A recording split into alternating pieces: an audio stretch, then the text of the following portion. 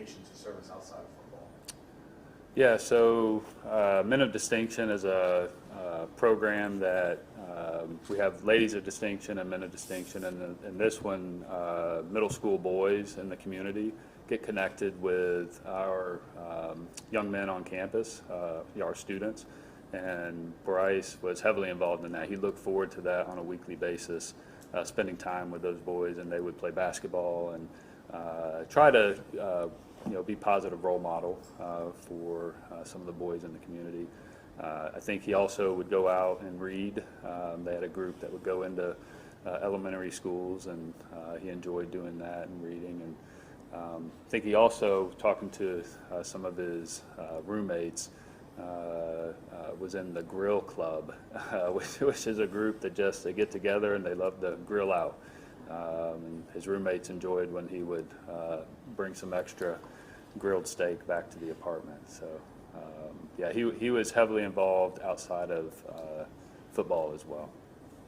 And according to the letter sent out to the faculty, the president of the university conferred to him a Bachelor of Science degree and magna cum laude to him. Yeah, and I can talk about that. We spoke with the team a little while ago and shared with them that's one of the more special things I've ever been around. And thanks to Coach Hendricks and thanks to Jason and thanks to Prisma Hospital for allowing the entire team to be there. And President Elizabeth Davis was there, and she was able to confer a degree to him.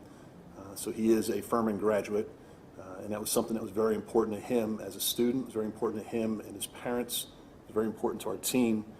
But one of the most beautiful things that I've ever seen was the entire team there with him, in the bed, in the room, spending time with him, praying, crying, being together as a Furman football team, which really meant the world to him. In talking with players and family, I mean, this is really sad. This is a tragic loss. He's 21, 22 years old. 21. How is this hitting them? I'm sure it's a very heavy thing for them right now. Well, yeah, I've been doing this a long time myself, and it's the first time I've been a part of this. Had friends that have dealt with similar. I've heard from a lot of guys. Yeah, absolutely. I mean, it's tragic anytime. I mean, football team is such a unique family type situation anyways, and I think, which makes it all the more difficult. Like I said, just nothing's been easy for 3 days, and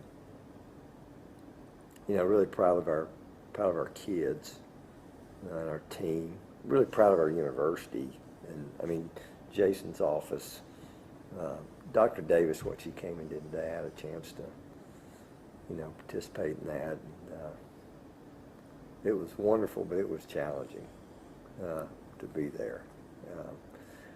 But just like I said, the whole Furman family is a unique group, anyways. But from a number of people I've heard from, ex-players, ex-teammates of mine, fans, friends. I just but like I said, it is a tragedy. I mean, just really is. And we all want to answer. We all want to ask about why. And hopefully we'll find some things out.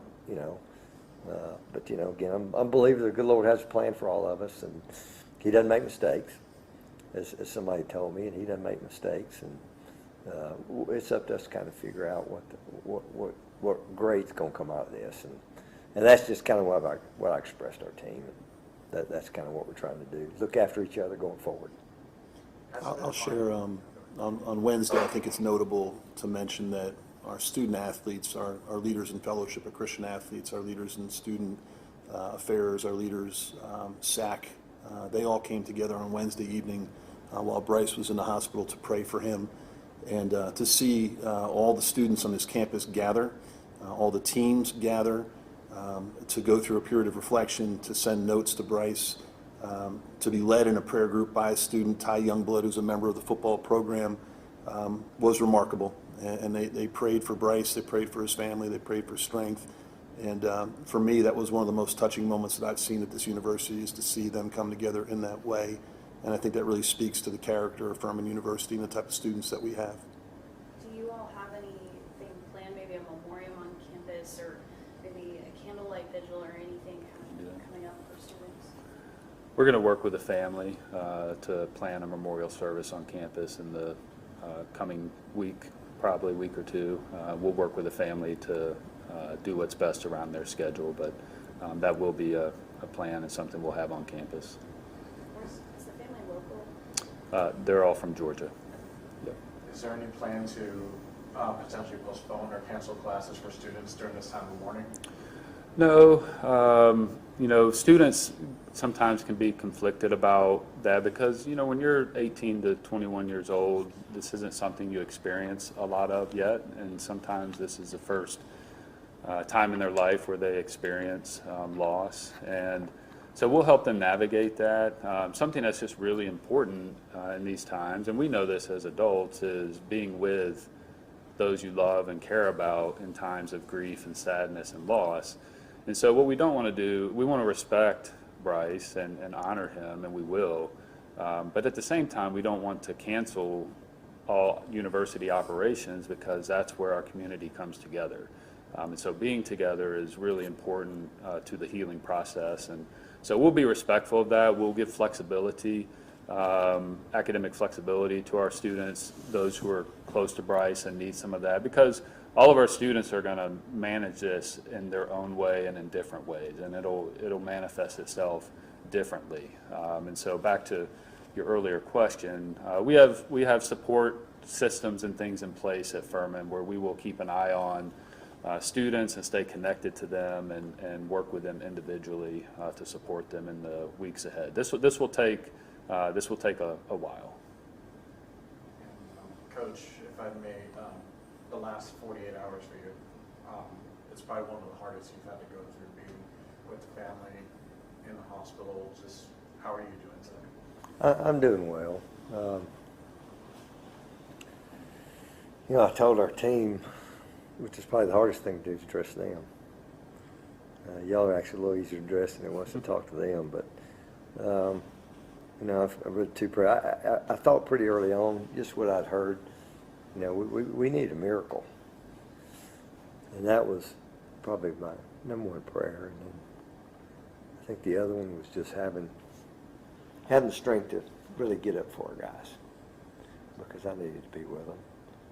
And certainly my interactions with the family, what an unbelievable family. I met all the extended family, and it's amazing the last, as you say, 48 hours, even maybe even longer.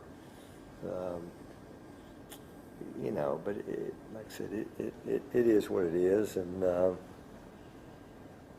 rely on my staff. I've gotten some great notes from just guys I work with every day, and certainly people that I hadn't heard from in a long time. They're just people everywhere. But like I said, I'm doing fine. I told them we met Monday afternoon, I guess, or excuse me, Wednesday afternoon. We had a team meeting, and I went back to the hospital, and I knew at that time, and I told our guys, we got some tough days ahead, and then, even with the tragic news of today, we got some tough days ahead, and we'll get through it. We'll get through it. We'll honor Bryce, and Bryce is, like I said, Bryce is a pretty easy guy to. When his name pops up, I know the first things that come into my mind. I mean, like I said, he was just kind of the epitome, again, of everything we want to be in our program and at our school. And so that's kind of what I'm going to try to focus on. Anything else that might be in the works to honor Bryce, or any other words that you want to say about Bryce? I think for us, this is still new. This is fresh. And knowing how we'll work together and what we'll do as a university, we will find more ways to honor Bryce in the months ahead. And I think we're all going through a grieving process right now, and we're dealing with what the reality is. But we'll honor Bryce. We'll remember Bryce. It'll be an honor for us to do something in his name, in his memory. And you're talking about someone with a megawatt smile. You're talking about someone that just lifted up the room when he was there, a very accomplished student. Someone that's going to be dearly missed, not just by our team, but by the fellow students, his faculty, professors, his advisors. This is someone that's really, really special above and beyond, and a very loving son and a loyal friend. But we'll find opportunities to honor him in the future. I just want to express my gratitude to Prisma Health. We've been with them for the last 3 days, and I've never seen any, the type of care that they provided to Bryce and to his family, everyone from surgeons to nursing staff, administration, chaplains. I mean, they were present, they were invested, they were supportive of, 100 college guys and family. I know not all hospital systems are equipped to do that or willing to do that, and it was amazing to be there with them and watch them in action. So just kudos to all of our healthcare professionals and all that they did for this family and for our university. What can the greater Greenville community do to help support students, faculty, staff at Furman?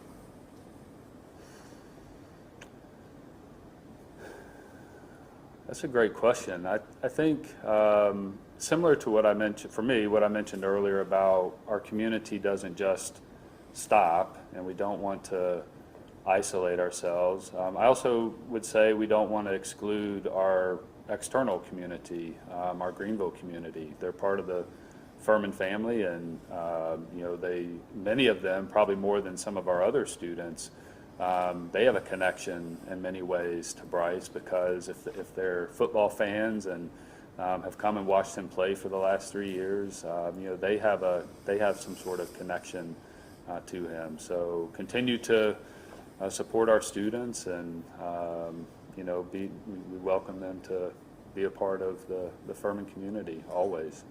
Yeah, I was just going to share that one of the unique parts of this process with Bryce's family is that from the moment they got to the hospital, they actually welcomed everyone in. Mm-hmm. And they wanted the coaches in the room, they wanted Furman in the room, and their willingness to share this has allowed the community to get behind Bryce and to support him. Talking with the family, they know, they feel it, and I think it's a really important thing that in this day and age, I think it's a really wonderful thing, the amount of people who have reached out, that have shared the sympathy, that have shared their condolences, that have shared their empathy. One funny story, I mean, they're from Georgia, and besides Furman, they love Georgia football. When they heard that Michigan had reached out with support, they said, well, we don't like Michigan, but we'll take it, and they appreciate that. But the fact that they felt the love and attention from so many people, and they felt the prayers and the sympathy, and I think if there's anything the Greenville community can continue to do, would be to continue to reach out to that family, continue to reach out to this team, continue to reach out to these students and put their arms around them, that they feel the support and they feel the prayers. So we're grateful. And can you talk about, some of the resources as students that might be watching this, what they can do as they try to process this? Yeah, great question. Furman is blessed with lots of support resources for our students on a daily basis, and when these types of tragedies happen, fortunately for us, not often, they kick it into high gear even more than they normally do. And so, we have a full chaplaincy staff available to our students and faculty and staff.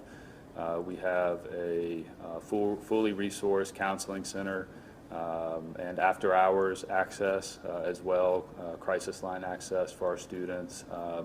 We have kind of a support team within Student Life that will connect individually with students, and already have those who are closest to Bryce, and really helping them kind of walk through this and navigate their own path through this. So we've enacted all of those resources back, well, it's always through the semester, but especially starting Wednesday, and they've been ready and connected and available and present, and will continue to be so in the weeks ahead.